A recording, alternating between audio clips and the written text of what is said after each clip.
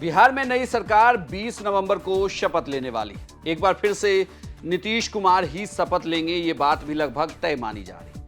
लेकिन समस्या बीजेपी के अंदर है और समस्या नीतीश कुमार के कुछ फैसलों को लेकर है, जिसे लेकर कहा जा रहा है, सूत्रों की माने, कि नीतीश कुमार बराबरी के फॉर्मूले पर अड़े हुए। बराबरी का फॉर्मूला मतलब सिर्फ संख्या बल से नहीं, बल्कि इस गठबंधन में मंत्रियों को दिए जा रहे पदों को लेकर भी बराबरी के फॉर्मूले की बात कही जा रही है। जैसे सबसे पहले, इससे पहले बिहार में विधानसभा का स्पीकर बीजेपी का होता था और विधान परिषद में जेडीयू का, लेकिन इस बार कहा जा रहा है कि ये उल्टा होगा।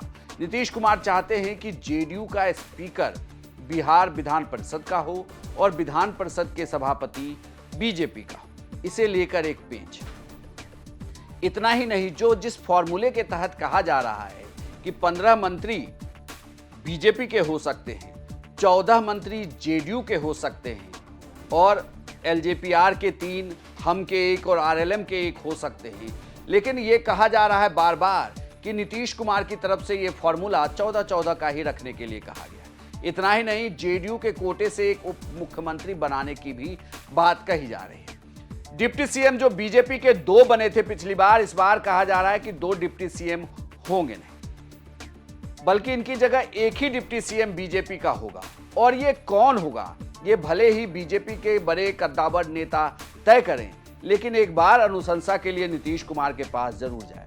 यानी कि जब कैबिनेट के मंत्रियों के पद को बांटा जा रहा हो, तब इसमें यह भी तय किया जाए कि कौन यहां पर शपथ लेने वाला है और इनके नाम क्या क्या हैं और क्या पोर्टफोलियो इन्हें दिया जाएगा। इन सब बातों को लेकर चर्चा चल रही है, लेकिन बात वहीं फंसी है कि ये बराबर की हिस्सेदारी है क्या। इन सब के बीच जीतन राम मांझी ने भी नीतीश कुमार से मुलाकात की और जीतन राम मांझी अपने साथ प्रफुल्ल मांझी को लेकर गए थे, जो हम के विधायक दल के नेता हैं। इन नेताओं से मुलाकात में ये कहा जा रहा है कि जीतन राम मांझी की अपनी मांग है, जिस मांग को जीतन राम मांझी ने दिल्ली से लेकर पटना तक के नेताओं को बता दिया है।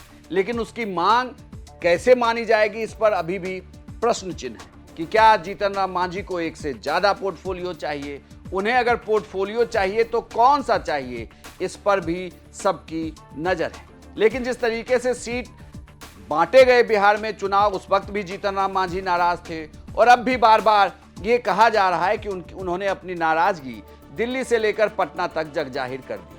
कोई मंत्री पर किसी से मांगने की जरूरत नहीं है, अपने मिलेगा उसी में हम लोग संतुष्ट होंगे। तो चूँकि सब दिन मेरा रहा, 46 साल की राजनीति रही है, उसमें हमने कभी मांगा नहीं। एमएलए का सीट मिले, इसके लिए मांग हम लोग ने किया था, करते रहे हैं, लेकिन मंत्री पद विभाग कभी नहीं मांगा और जो मिला उसमें काम किया। तो वही बात इस बार भी है। हम यहाँ पर आए हैं, लोगों से बात करेंगे, आज धर्मेंद्र प्रधान जी से बात करेंगे, लेकिन मंत्री पद के बारे में बेशक नहीं बात करेंगे। कुछ है अपना कसक, उसको हम उनके सामने कहेंगे, चूँकि वो प्रभारी थे, लेकिन मंत्री पद के बारे में कभी नहीं बात करेंगे। हाँ, मुख्यमंत्री के बारे में बेबाक आज भी हम कहेंगे कि नीतीश कुमार ही हम लोगों का नेता होंगे, मुख्यमंत्री होंगे। जीतन राम मांझी की बातों से तो ये तय माना जाए कि भले ही वो एनडीए के साथ रहे, लेकिन मन में कसक जरूर है कि कुछ और मिल जाता तो बेहतर होता।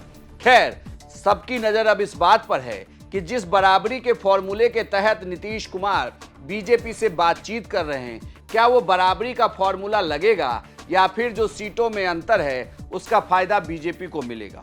और सबकी नजर इस बात पर भी है, हालांकि राजनीतिक जानकार ये कहते हैं कि बीजेपी विधानसभा के स्पीकर का पद नहीं छोड़ेगी, जैसे चीजें थी वैसे ही रहेंगी और नीतीश कुमार बने रहेंगे। लेकिन अगर जेडीयू की तरफ से ये बात कही गई है और जिस तरीके से ललन सिंह और संजय झा दिल्ली आए हैं, उससे ये लग रहा है कि सब कुछ ठीक तो नहीं है, बातचीत चल रही है। अब देखिए कि इसका नतीजा क्या निकलता है। सबकी नज़र शपथ ग्रहण समारोह पर है कि जब शपथ ग्रहण होगा तो इस समारोह में क्या कुछ होता है। आपकी इस खबर पर क्या राय है, हमें कमेंट बॉक्स में लिखकर बताएं और बिहार की तमाम खबरों के लिए आप देखते रहिए सिर्फ बिहार तक।